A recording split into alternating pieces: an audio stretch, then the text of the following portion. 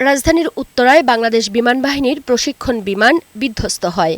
বিমানটি Diabari milestone school and কলেজের একটি ভবনে বিধ্বস্ত হয়। আইএসপিআর জানিয়েছে, বেলা 1:06 F-7 বিজিআই প্রশিক্ষণ বিমান উড্ডয়ন করে। বিমানটি বিধ্বস্ত হওয়ার পরই আগুন ধরে যায়। এ ঘটনায় এখন পর্যন্ত বেশ কয়েকজনের হতাহতের শঙ্কা করা হচ্ছে। এদিকে ঘটনাস্থলে উদ্ধার কাজ চলছে।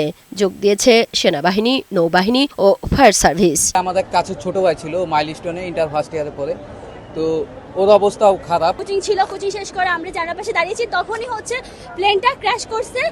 ছোটদের 1 থেকে 6 পর্যন্ত এখানে ক্লাস হয়, ওখানে বাচ্চাদের, তখন ওদেরও একটা ছুটি হয়েছে। উদ্ধার হওয়া দগ্ধদের নেওয়া হচ্ছে জাতীয় বার্ন ইনস্টিটিউট সহ অন্যান্য হাসপাতালে, নেওয়া হচ্ছে সম্মিলিত সামরিক হাসপাতালেও।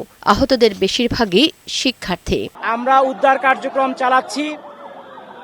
উদ্ধার কার্যক্রম একটু আগে আপনারা দেখেছেন, ক্রেন নিয়ে যাওয়া হয়েছে এয়ারক্রাফটের পিছনের যে ফিউজিলাজ বলে ওই অংশটাকে টেনে বের করার জন্য।